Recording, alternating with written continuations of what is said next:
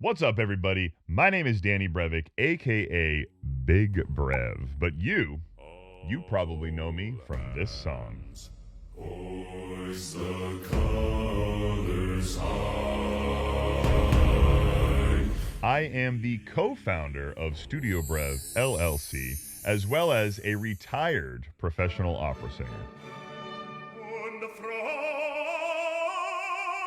I was featured on the cover of Opera News back in 2014 when I had a little less facial hair, and I also taught collegiate voice for a number of years. I am now a recording artist and your vocal coach. And today, we're going to be going over the latest performance on The Tonight Show featuring the K-Pop Demon Hunters. So without further ado, 1, 2, 3, golden.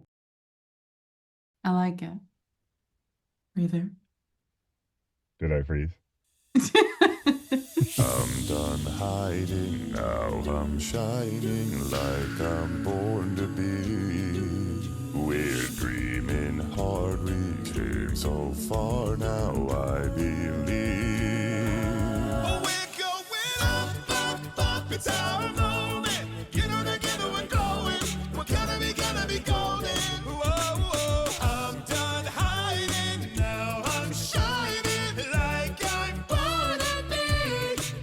Oh, our time, no fears, no lies, that's who we're born to be.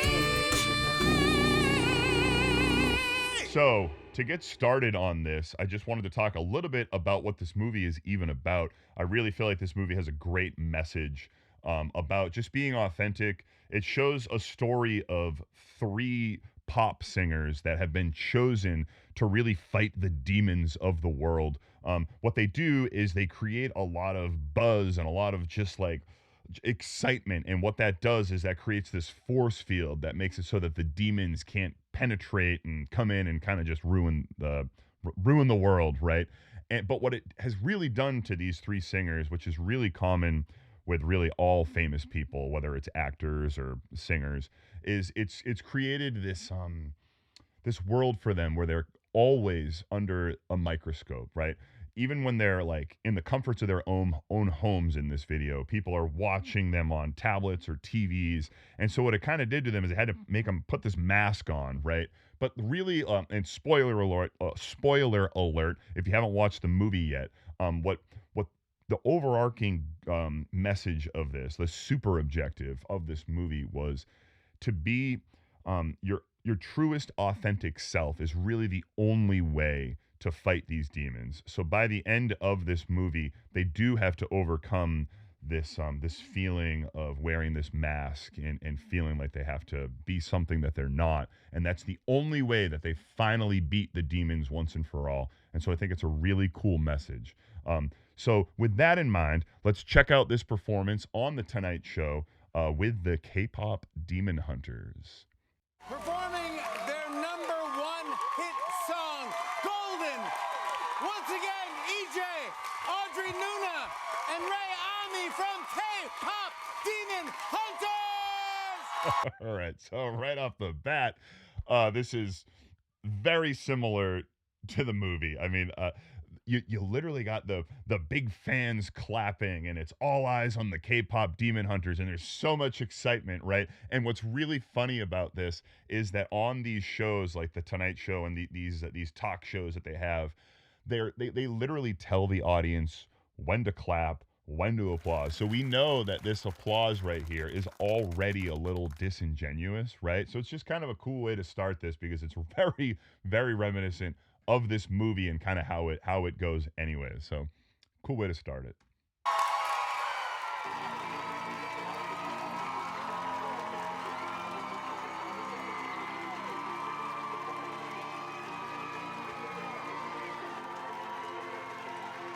All right, and you'll notice that the clapping of the Tonight Show fans, they're actually overlaying that into this music video. So it's kind of blending it in with this music video. And this is actually taken from the official music video. I believe it was the lyric music video that's all over YouTube. Where there's this opening scene is all of these people watching the K-pop Demon Hunters literally in the comfort of their own bedrooms, right?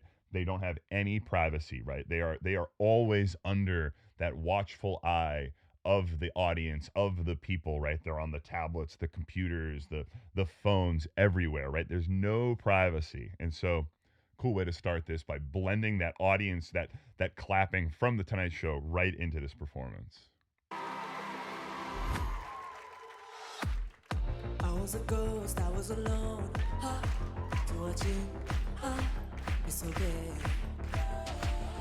Given the throne, I didn't know to believe I was the queen that I'm meant to be. All right there. So we get some vocal dichotomy right from the bat. In the beginning, she's starting when she's talking about the ghost.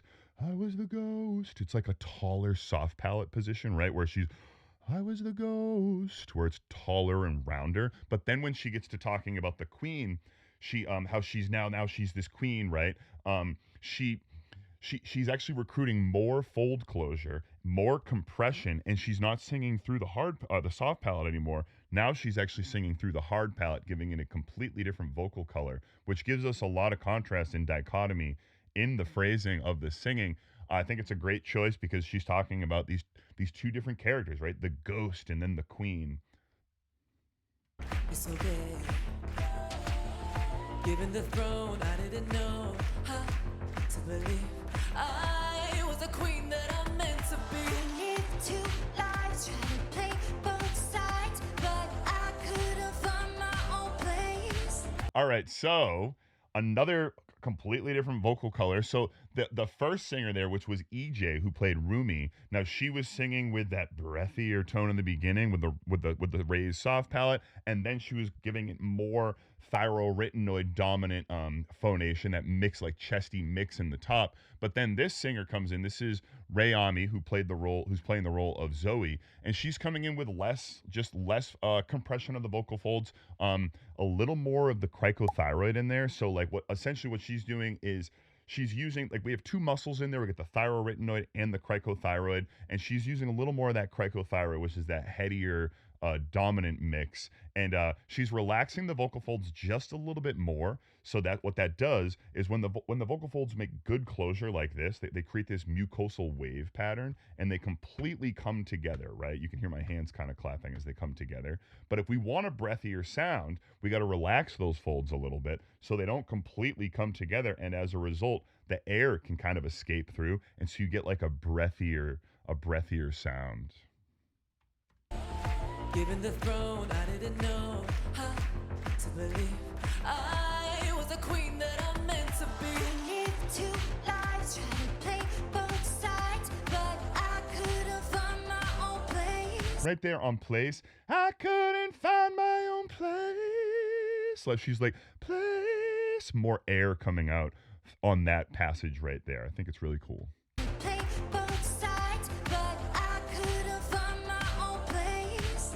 Got a problem, child, 'cause I got too wild, but now that's how I'm getting paid. Awesome. So a brand new instrument comes in, drastically different than the other two, and it's really, I think it's a cool choice too, because she's the problem child, right? She's kind of that outlier of the three, right? The self-proclaimed problem child coming in with a drastically different shaped vocal track. You'll notice the first two singers, that's Rumi and Zoe, they were singing with a little taller mouth shape, right, and less spread. But then when Audra Nuna comes in, she's playing the role of Mira, she's actually really spreading that vocal track. She's slightly tilting up, spreading the mouth open, and it's giving it a completely different sound. So it's going through the hard palate. It's giving us a tinnier sound. And I like that too, because again, it's another contrast. The problem child coming in with this like spread, this spread vocal track. In fact, Jen, have you ever been told when you were young, when you were taking voice lessons, not to spread? I mean, yeah, definitely. Especially as a classically trained vocalist, right? Or Definitely. even in, liturgical singing, which is a lot of my background. Like So it's supposed to be honed in. in my opinion, and the way I kind of teach this is there's no wrong in music, right? Spreading the vocal track, that's not wrong. It creates a new color. It's just a different color. It's a different kind of paint on your palette, right? There's really no wrong in singing. There's artistic choices, right? And if you can support those artistic choices with your subtext, with the meaning behind the song, right? Then there's no wrong. And I think that this choice right here, it supports it. It supports the fact that she's kind of the problem child, which is funny because she's spreading. So back when we were taking voice lessons, that would be known as, I guess, kind of the problem child thing to do. So let's listen to that again. The one thing to consider in terms of spreading or doing anything vocally is you just want to make sure that there's longevity in that it's not going to cause you fatigue Right. or strain. But she has an amazing sound. I don't think that's Yeah, not an issue costing her here. anything. Definitely not an issue here. It's a great point. So if you are singing incorrectly, and I put that in quotes because, like I said, there's no wrong. You could make the argument that it's wrong if you're having a tough time doing it over and over again, and if you're having a career and you're not able to actually go out and sing because something's hurting or something's injured. That's a different story. I don't think that that's happening here, but no, that's a great point. We live two lives, try to play both sides, but I couldn't find my own place. Got a problem, child, 'cause I got too wild. But now that's how I'm getting paid. Jen, do you think we have time to talk about lengthening agents of the vocal tract? I think we're gonna have to. Yeah. I think you want to geek out on this, I and kinda wanna who geek am out a I? little bit. Who am I to stop you? Yeah, I wouldn't be my true unapologetic self if I didn't go into lengthening agents of the vocal tract. So, what are lengthening agents of the vocal tract? All right, let's break this down really quick. There's two main lengthening agents that we can do for the vocal tract. And when I say vocal tract, what I'm talking about is your mouth, right? Your soft palate, which is in the back. It's where your uvula hangs. It's a little hangy ball thing. If everyone tries to do yawn with me right now, what happens is your soft palate goes up, right? So that's that part of the vocal tract. Then the hard palate's right in the front. It's kind of like towards the front of your mouth where like it's a little harder up there. And then we got the tongue, we've got the nasopharynx, we got the whole throat region.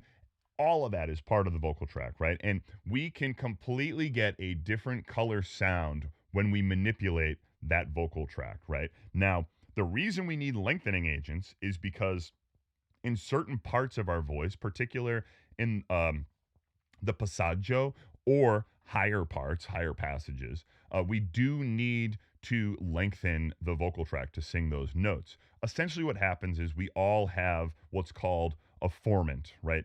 Our own formant is kind of like our own personal vocal fingerprint, right? It's what makes you sound completely different than maybe your friends or other family members. The only other person that would have the same exact vocal tract as you would be if you had an identical twin, right? Most people don't. And so we all have our own little vocal fingerprint, right? It's actually measurable by instruments. There are instruments out there. Jen, remind me what these are called. They're in the notes somewhere. I think it's called RTAs, real time.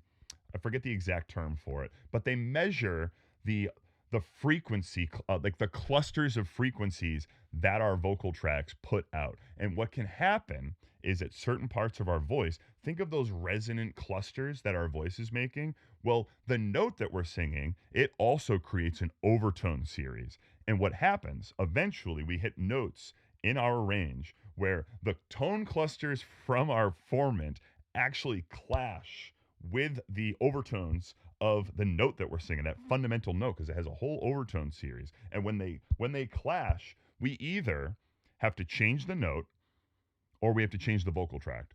And so what we have to do really is we have to lengthen that vocal tract. Otherwise, we've got to change the note. We're not changing the note because that's the notes that we're singing in the song. There's really two ways we can do it. Now, the operatic way, the classical way, would be to slightly tilt our chin down, thinking about elongating the spine in the back. It's like we have an extra vertebrae. And now let's talk about that soft palate again. So if this is my soft palate right here, I'm going to actually lengthen that vocal tract by raising it. And so now I have a nice long, almost like cylindrical lengthening agent that allows the sound now to come up and over, going up this way, following that soft palate up. That's going to make it sound like an opera singer. We don't want to sound like an opera singer in this case. So what we're going to do instead is now I'm tilted down like an opera singer with the soft palate. Let's not raise that soft palate as much. Instead, let's tilt the head up a little bit and let's sing through the hard palate. And so now this is our lengthening agent, and it's going out through the hard palate, which gives it a completely different sound. We no longer sound like an opera singer.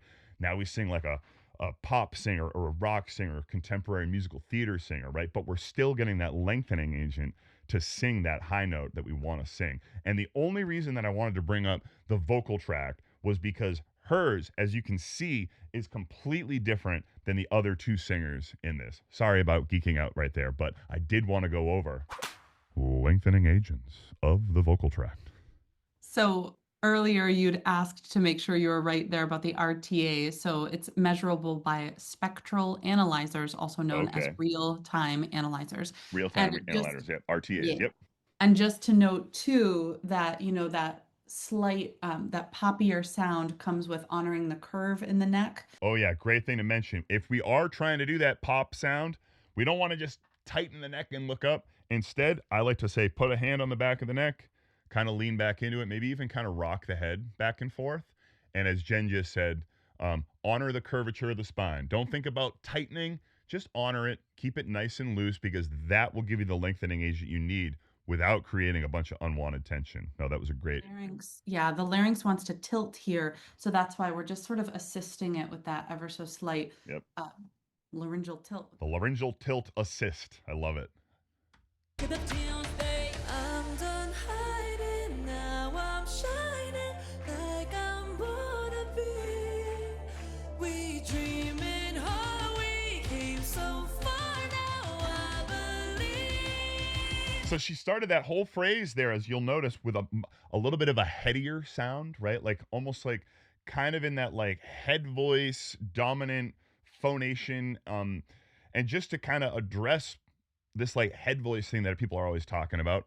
It's just a muscle. It's the cricothyroid muscle. She's using a little more of that cricothyroid muscle to pull on those vocal folds. And what the cricothyroid does is it applies a little tension to those vocal folds, but it also tilts those vocal folds so that it can vibrate on the thinner edge of the folds, allowing the singer to sing, a lot higher. Think of it as kind of like a guitar. The high string, the high E, would be the equivalent of the cricothyroid muscle, right? But that low E, one of the very bottom of the guitar, think of that as the thyroarytenoid muscle. That allows the singer to sing a lot deeper, and that's also known as chest voice, that's the muscle I'm using right now to speak, is the thyroarytenoid or the TA muscle, also known as chest voice. And so what she's doing there is she's doing a much headier mix to start this, but then she's recruiting a little more thyroarytenoid muscle, which is giving it more closure on those folds, giving it a much beefier sound. And it's a really, really cool contrast right here, just leading into the chorus. We're going up, up, up, it's our moment. You know together we're glowing. Gonna be golden. Up, up, up, and our voices. You wanna get just a woman. Gonna be golden. Cool. So one thing I wanted to kind of point out here is there's a lot more auto-tune. Dun, dun, dun. So definitely the use of way, way, way more auto-tune, which is going to give him like a much more almost like robotic sound. It's a little less organic sounding. It almost is like putting on that mask, which I think is really supporting the super objective of this entire movie, right? The whole movie is about these singers having to put on that mask, right? Because they're always being watched. They always have to be perfect, right? She literally at one point is covering her markings because she's covering up, her true self, her true authentic self. And I think They literally have to save the world. Like their job Yeah. is to save the world, and nobody knows. Yeah, their inner struggles, their inner turmoil, right? Because they're always wearing that mask. They have that filter over them. And I think it's a really cool choice. I do think that this choice of cranking the auto-tune through the chorus is an artistic choice that Sony and Netflix thought of to do. I think this was a well thought out choice because that's what they're doing. They're putting a filter essentially over their voice, making it sound too perfect, right? It's too perfect because in this movie, that's what they're trying to be. They're trying to be over the top, so perfect at all times, which, as we all know, is impossible. It's our moment. You know together we're glowing. Gonna be golden. Oh, another thing I wanted to point out on that high F, when she goes up, up, up. I'm gonna try to do this without peeking the mic. When she goes up, up, up, da, da, da, da, that ah, she's not singing up, up, up. She's singing up, up, up. She's going to that ah vowel, as in the word like pasta. So that's the vowel she's going to. She needs to lengthen the vocal track. So to do that, what she's doing is she's slightly lowering the tongue. She's actually, if you look, she's looking up. She's lengthening the vocal track to give her the space she needs to sing that high F. And you can hear that subtle change in her voice as she's in this now very chesty, chest dominant mix. We'll go back and we'll listen to that.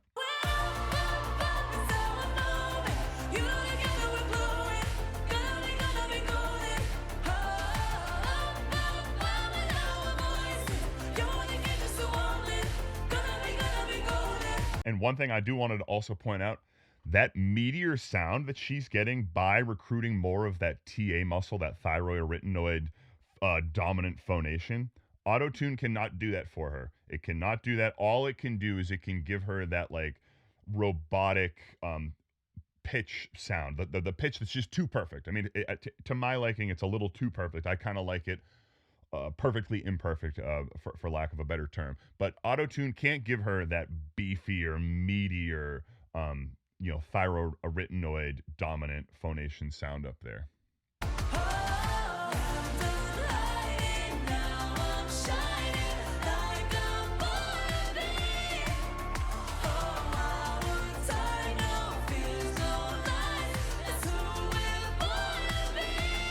And look at that, the lengthening agent, as we were saying before, looking right up. She's also now spreading to give it that tinnier sound. What's the third singer's name again, Jen, if you can remind me? Audrey Nuna. So remember, Audrey Nuna was kind of spreading earlier.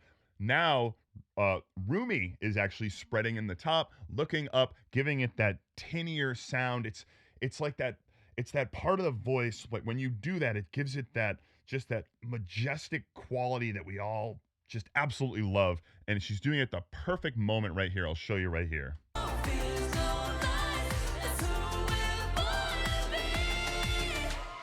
it's amazing. Sounds absolutely phenomenal. Break these walls down to wake up and feel like me. Put these patterns all in the past now and finally live like the girl they all see. Wow. You hear that, Jen? Way less auto-tune. Mm-hmm. This part made me weep the first time. I will not be embarrassed to say. Yeah, and I'll let you decide. I mean, the listeners here, why might they use less auto-tune here? Think about it. In this very authentic part of this character, right? So in the movie, at this moment in the actual movie, she is in her bedroom. She's looking in the mirror and she has these. Jen, can you tell us about the markings a little bit? Yeah, the patterns represent that she is part demon. Later on in the movie, it's revealed why, how, but I think it's the first time. Is it the first time that we see the patterns? So the patterns are something that demons have.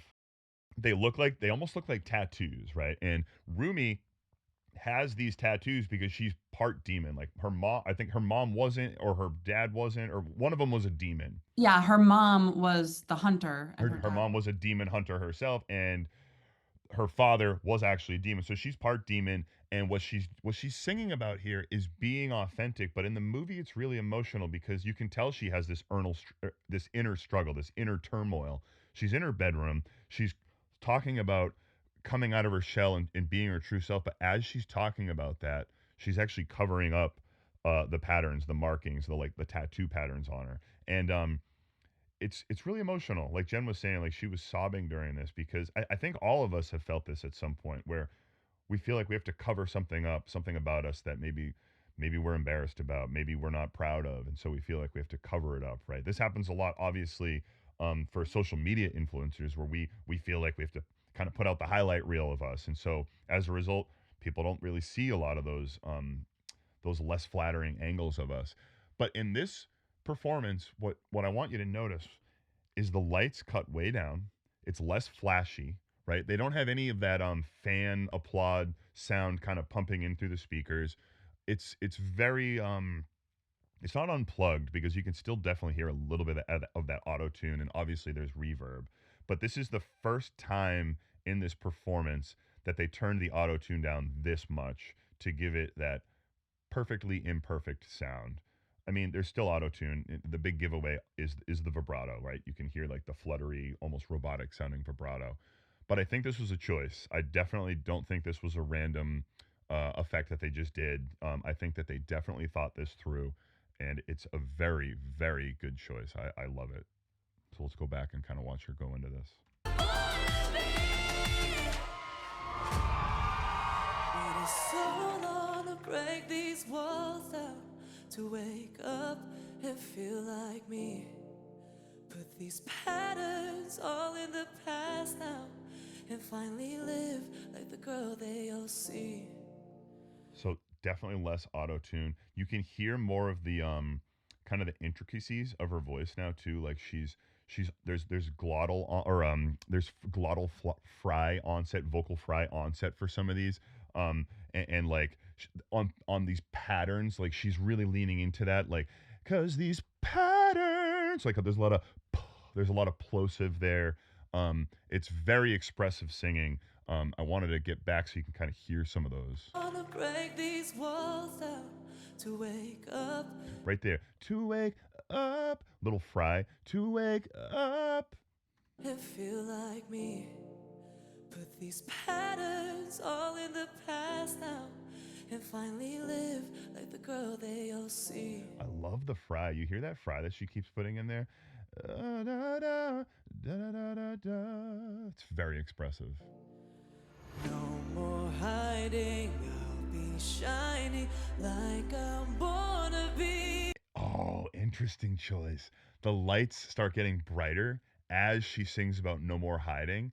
And this is the part of the movie. In the movie, when she says no more hiding, that's when she starts hiding. So she's talking about no more hiding as she continues to hide. You can tell there's more lights, more production. Probably going to be more auto tune coming in pretty soon. Live like the girl they all see. No more Lights start to come up. I'll be shining like I'm born to be. You can hear the vibrato auto tune. Hunters, voices strong, and I know I believe we Oh my God, so good. There was one note there that was a little out of tune that I loved, and it was on Hunters. What is it, the A to the B flat? Yeah. 'Cause we are hunters. On that A, it was almost a little under. We are hunters. Just a little perfectly imperfect, but then boom, right into the full-blown production for the high belt. The other background singers are coming in now.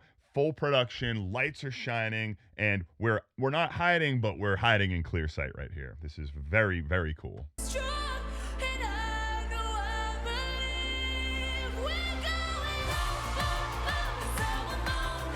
You know together we're blowing, gonna be going up, up, with our voices.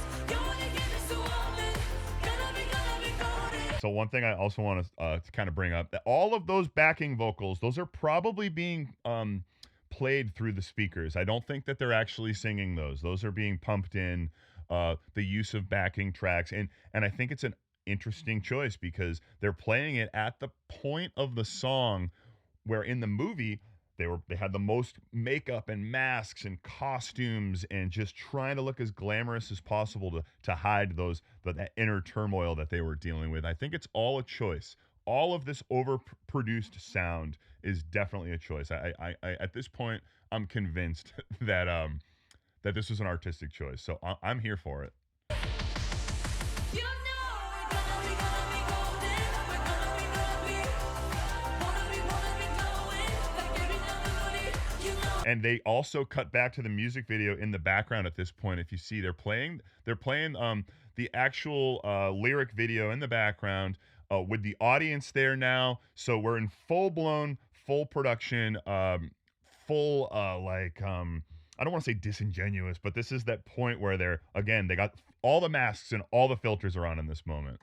You know we're gonna be golden. We're gonna be wanna be glowing like every nobody.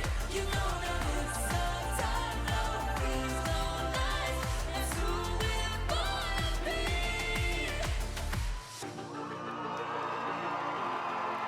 All right. Very cool. Very, very powerful ending. I feel like there are two ways that we could kind of look at this.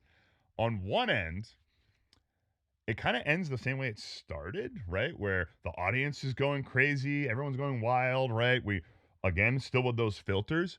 But the other way to kind of look at this is notice here, and actually I'm going to hit the space bar because I just want to see how this kind of fizzles. Lights down. Okay. They look a little more authentic now. They look just like normal, like a little more normal people, right? Less filters, less masks, less lighting. At this point, there's obviously no auto-tune because they're not singing. So another way you could look at it is that it ends the way the movie ends, that they become authentic. They become their true selves and they actually beat those demons. And I think that you could look at it either way here. It's kind of up to you. I think it's up to the viewer to kind of decide, you know, what the how does this end? Like, what's the overall message of this particular performance? I think, in my opinion, it looks to me like it ends the way the movie ends. They're being their authentic selves. Again, the lights have come down. I know the audience is clapping, but obviously they're going to clap because they just heard a phenomenal performance with lots of vocal acrobatics and color choices and artistic choices. So I'm going to go with that. That's my preferred, but I could hear an argument for the other one, that it kind of just it ends the way that it started. Come on, right there! EJ, Audrey Nuna, Ray Ami, KPop Demon Hunters is streaming now on Netflix. We'll be right back, everybody! So much energy coming from Jimmy Fallon. It's so great. So congratulations to the K-pop Demon Hunters for going platinum on this song. Jen, could one argue that maybe another song could have gone platinum just on the meaning alone? So at the end, what it sounds like, the song, what it sounds like, The song it's is literally called What what It Sounds Like. Okay, cool. Yeah. And instead of, golden, how it's like just suppress everything that isn't perfect and it'll get better soon, just like keep pushing and fighting against yourself. This song is just stripping down to your bare vulnerabilities and just like allowing yourself to be truly authentically you. And that's what beats your inner Right. demons and the literal demons. Ugh. So what happens in the song What It Sounds Like is the K-pop Demon Hunters finally just accept who they are. They become totally authentic, no filters, and they come together and they're so powerful together now that they obliterate the demons, right?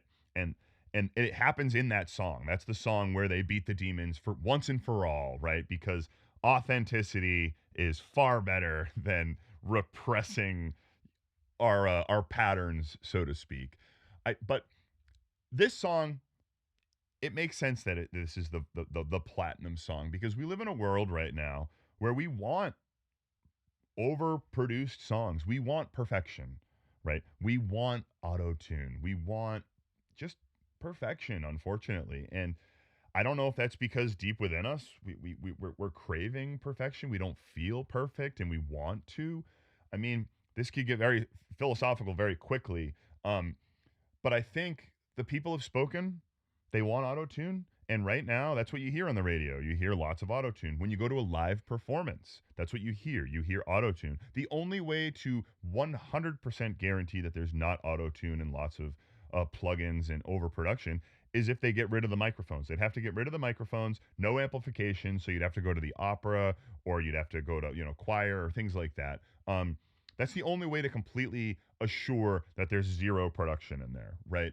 What I love about this performance, though, and I really want to highlight this because I think it's brilliant. I think it's brilliant writing, is they don't hide from the truth. They literally call attention to the fact that we want perfection, right? And that we're hiding from our demons and we're suppressing them. And it brings it to the surface, and it even critiques it because it puts it on full display. It shows that people applaud it. People love it. They go crazy for it. They look at it on their phones, on their TVs, on their tablets. They're craving it, right? But what ends up happening in the end, and in the end of this performance, my take on it is that they do turn down the lights.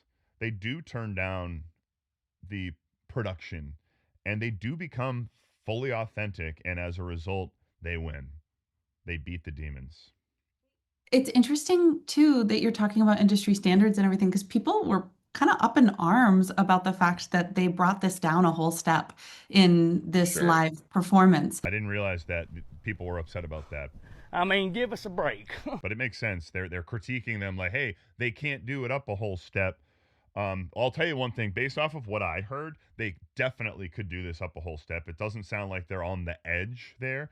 When they were in the studio recording this, another thing we could mention, they're punching it in, right? They're going phrase by phrase in the studio, which is very different than doing it from start to finish live, right? In the studio, even when you listen to your favorite performers sing their songs, like not to blow up anyone's spot, but I love the song "Lose Control" by Teddy Swims.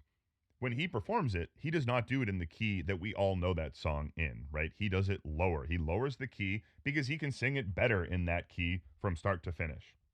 In the studio, sure, he can take his time with it. He can take it phrase by phrase. He can really make beautiful art that way, but it's its own art form. It's completely different. I think it's like comparing apples and oranges. So people getting up in arms about it is just silly. I mean, what do you want to listen to when you're in the car? Do you want to listen to the best possible version of it?